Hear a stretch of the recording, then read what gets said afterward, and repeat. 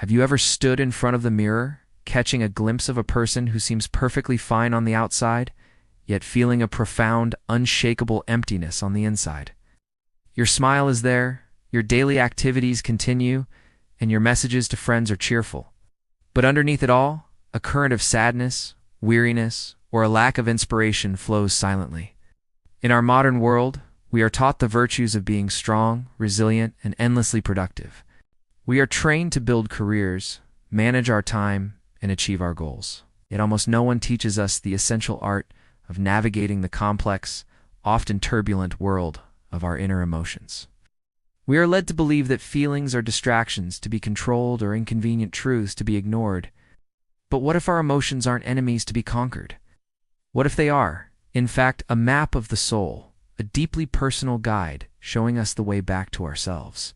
To truly understand this map, we must recognize that our emotions are formed on three distinct yet interconnected levels. The first is the physiological level, the raw. Physical sensations that surge through our bodies, a racing heart, a knot in the stomach, the heat of a blush. The second is the cognitive level, the intricate web of thoughts, interpretations, and stories we tell ourselves about the events we experience. This is where we assign meaning, judgment, and value. The final level is the behavioral, the outward actions we take, the words we speak, the tears we cry, or the fists we clench. Without a clear understanding of each of these layers, we are prone to reacting instinctively, caught in a cycle where we only see our behavior and, all too often, judge ourselves harshly for it. We label ourselves as bad, weak, or out of control, but our behavior is merely the tip of the iceberg, the visible manifestation of a much deeper process.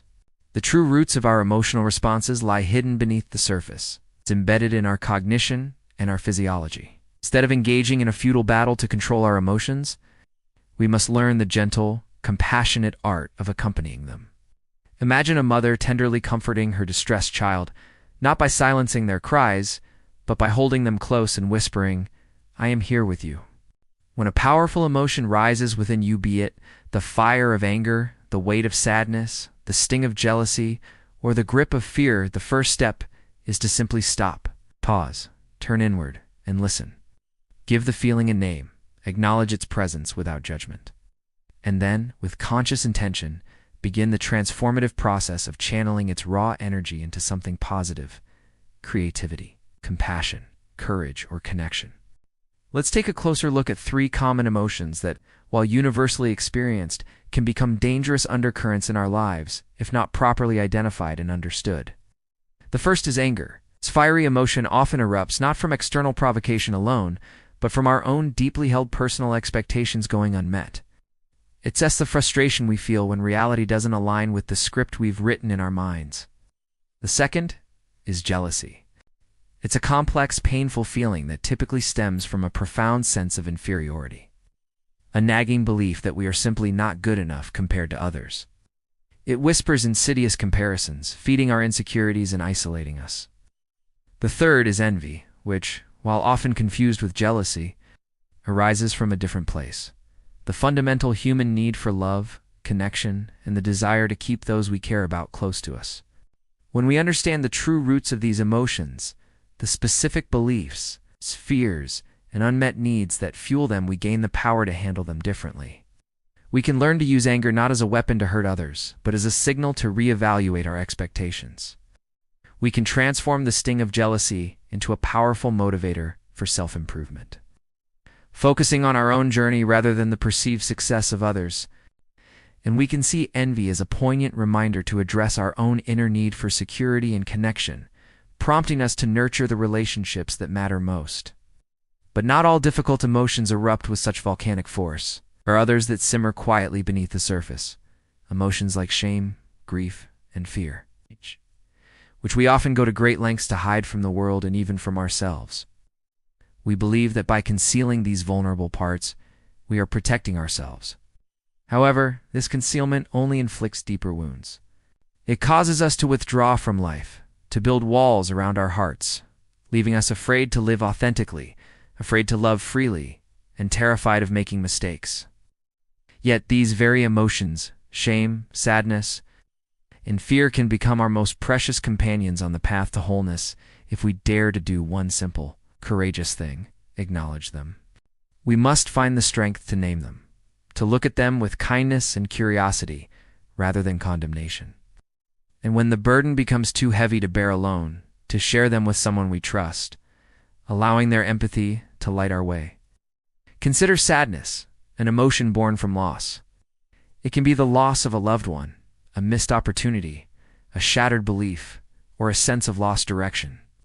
While painful, this sadness is a profound testament to our capacity for genuine love, our ability to dream, and our deepest aspirations.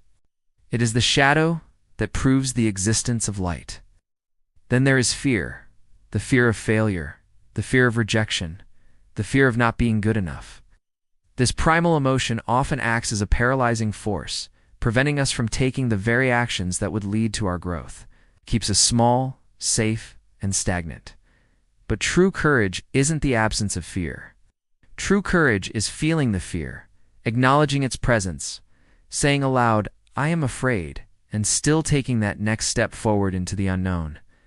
That is the moment you truly begin to grow, to expand beyond the self-imposed limitations of your comfort zone.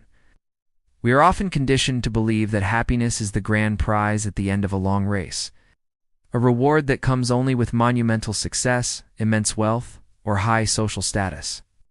But there is another kind of happiness, a more profound and sustainable joy. It is the quiet contentment that arises when you live in alignment with your true self, when you cultivate a sense of gratitude, and when you learn to find extraordinary beauty in the simple, ordinary moments of life. For some, this happiness is found in traveling to distant lands and exploring new cultures. For others, it is discovered in the simple act of caring for family, preparing a nourishing meal, or tending to a small garden. Ow. There is no right or wrong path to this kind of happiness. What truly matters is that you are living a life that feels authentic and joyful to you, according to your own unique definition of a life well lived. The moment you stop chasing the elusive mirage of perfection, the moment you release the exhausting need to prove your worth to others, the moment you step off the frantic treadmill of societal expectations, you create the space to finally meet your true self. This self is not flawless, but it is whole. Ow. It is not perfect, but it is more than sufficient. True freedom, genuine peace, and a deep, meaningful connection with yourself and with the world around you begin with this radical act of self-acceptance. It begins when you embrace every part of yourself, especially the vulnerable, wounded, and messy parts that you have tried so hard to hide. It is in embracing our imperfections that we find our greatest strength and our most profound humanity. In the end, our emotions are not something to be feared, suppressed, or avoided. They are the sacred inner language of our being, faithful compass guiding us on the lifelong journey toward a truly mindful and authentic existence. They are the whispers of our soul, pointing us toward what we need, what we value, and who we are meant to become. And if you truly desire to change your life, to find lasting peace and fulfillment, you must first change the way you observe, engage with, and ultimately harmonize with the beautiful, complex, and ever-present world of your emotions.